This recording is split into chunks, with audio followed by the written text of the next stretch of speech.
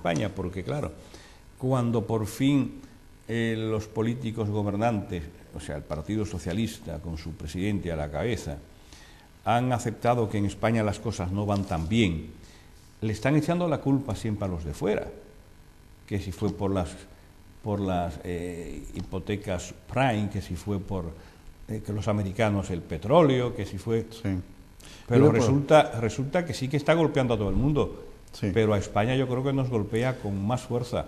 Yo lo que puedo decir al respecto, que efectivamente, es decir, es un problema que también tiene que ver con el alza del precio del petróleo, con el problema de las hipotecas, pero el problema de hipotecas fundamentalmente en España, es decir, con el problema de la construcción en España, más que la subprime, y más que el problema de Estados Unidos, que puede lanzar al mercado financiero algunas señales y finalmente pues afectar al mercado financiero y después a la economía también. Pero en este proceso de la economía pues está inmersa por otros factores que no solamente son estos factores coyunturales. Estamos hablando pues de factores de la economía española que son relativamente serios e importantes que también le están afectando. Es decir, son muchos. Uno de ellos, podríamos mencionarlo, es el sector externo. Otro de ellos es la competitividad de la economía española. Repite esa palabra, por favor. Sí, bueno, estamos hablando del tema de la competitividad por la falta de productividad que tienen nuestras empresas. Pero eso es un tema muy viejo. Sí, es un tema de hace muchísimo tiempo. Y muchísimos años.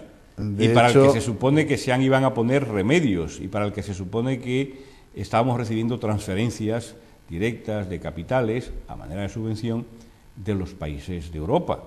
Sí, efectivamente. ¿Y qué ha pasado en estos 15 años? ¿Qué hemos hecho? Hemos hecho muy poco en materia de competitividad. Al contrario, ¿no? Es decir, los precios en España se han disparado, es decir, han crecido más allá de lo que han crecido los precios en el resto de Europa. Esto nos ha restado competitividad. Si bien cuando entramos al euro, pues nosotros entramos con ventaja porque ya habíamos devaluado la peseta en 4 más una ocasión, o sea, 5 ocasiones en total. A pesar de esa ventaja con la que veníamos de ganar competitividad ficticia a través de las devaluaciones, pues la hemos ido perdiendo. Y la hemos ido perdiendo a base de que los precios en el interior del país han ido creciendo y que nuestras exportaciones, ¿verdad?, se han encarecido en relación con las del resto del mundo. Aquí entonces, ¿qué es lo que ocurre y cómo podemos, digamos, entender esta situación? Pues nosotros somos menos competitivos de cara al exterior, resulta a nuestras empresas más difícil vender productos en el extranjero y bueno, pues evidentemente también nos resulta más fácil comprar productos en el extranjero porque resulta más barato. La competencia exterior de los países a nivel mundial es tan grande en este mundo globalizado que resulta pues que nuestro país pues no es capaz de alcanzar esas cuotas de competitividad que se le requiere. Entonces, esto trae como consecuencia problemas serios en la balanza de pagos, a través de la balanza comercial. Bueno, a mí me gustaría que no se quedara, porque yo estoy convencido que no solo es cuestión de competitividad respecto a mercados externos, sino que también es un tema de productividad. Efectivamente. Pero sobre todo porque igual mucha gente, no vamos a meternos en teorías económicas porque puede ser complicado para no iniciados, pero me gustaría igual que usted con palabras muy sencillas nos explique cómo funciona la economía de un país. ¿De qué depende que un país disponga de más dinero para gastos sociales, para nuevas inversiones, para creación de nuevas empresas, para infraestructuras? ¿De qué depende que un país sea más competitivo? Fíjese, ya le he hecho 2 preguntas. Sí. Yo siempre digo lo mismo, un país es como la economía de una familia. Si ingresas 10 y gastas 9, ahorras 1. Si esos 9 te lo gastas en juerga, pues está claro que dejas al descubierto la escuela, el pago de la luz, el pago de las facturas, coche, los hijos, ¿verdad? Pero si esos 9 que has gastado, lo has gastado invirtiendo en futuros, es decir, en educación para los hijos, en salud, en infraestructuras, en préstamos y ayudas para la promoción de la investigación, el desarrollo y la vivienda, seguramente esa familia va a ir bien. Ahora, si usted gana 10 y gasta 12, lo que está claro es que se está endeudando y que llegará un momento en que no tendrá garantías con qué seguir pidiendo dinero prestado. Porque yo también he estado escuchando estos días algunos que dicen que los intereses los ha puesto muy alto el Banco Central Europeo, que la culpa es de Trichet y no sé cuánto. Y yo digo, no lo creo, su misión precisamente es controlar la inflación, porque la inflación golpea mucho más a los más pobres. La economía española ha perdido la estela de la competitividad que va de la mano pues, de los países más avanzados del mundo. Esto supone que de aquí a unos años, no hablamos de muchos, hablamos de 20 años, 25 años, la economía española pues irá, digamos, apartando de la cabeza de lo que vendría a ser el tren que lleva pues a todas las economías mundiales, ¿no? Es decir, ya no hablamos del puesto 8 a nivel de ranking mundial, sino estaremos hablando que aproximadamente para el 2040 España, según las predicciones hechas por algunas empresas como Goldman Sachs, alrededor del puesto, estaremos en el sobrepuesto 25 del ranking mundial.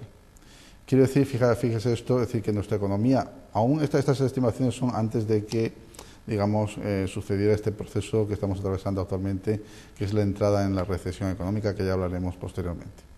Es decir, quiere decir que la economía española ha perdido competitividad, que la economía española se está quedando atrás en temas de productividad, que no se han hecho, como dice usted, los deberes en términos estructurales, es decir, no ha habido cambios, no ha habido una política estructural, no ha habido una política de oferta que lidere pues ese crecimiento en los stocks de capital, del stock humano también, evidentemente, que aproveche... Dígalo con palabras más sencillas. Sí, bueno, que aproveche el esfuerzo, ¿no?, de nuestra materia prima, que vendría a ser pues nuestros recursos, ¿verdad?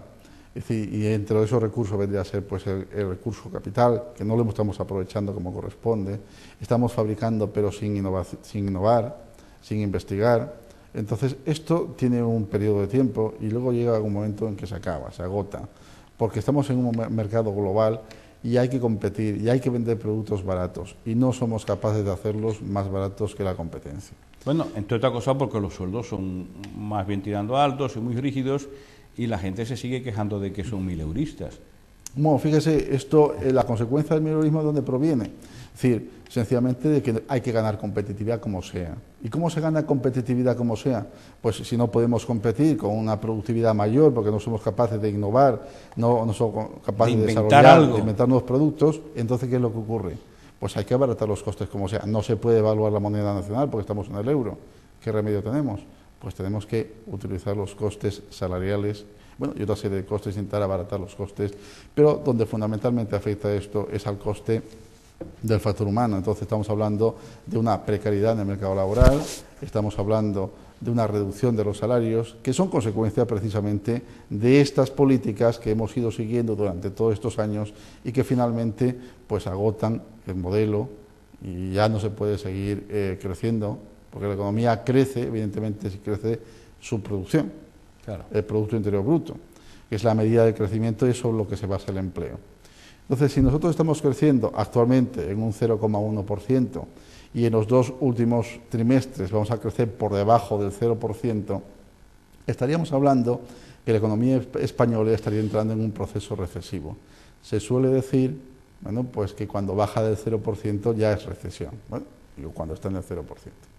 Bueno, yo ya se lo había dicho alguna otra vez, yo ya lo sabía, y los economistas lo sabemos, es decir, probablemente no con la exactitud que pueda tener, por ejemplo, algún otro científico, ¿no?, como puede ser un físico o un matemático, pero sí que sabemos hacia dónde se dirige la economía, sabemos lo que se tiene que hacer. Otra cosa es que nos escuchen a los economistas, otra cosa es que los políticos nos hagan caso, que piensen en el bienestar del futuro del país, de las familias, es decir, en su renta, ¿verdad?, y que solamente se preocupen de otros derroteros que realmente pues no nos conducen a un futuro mejor, ¿no?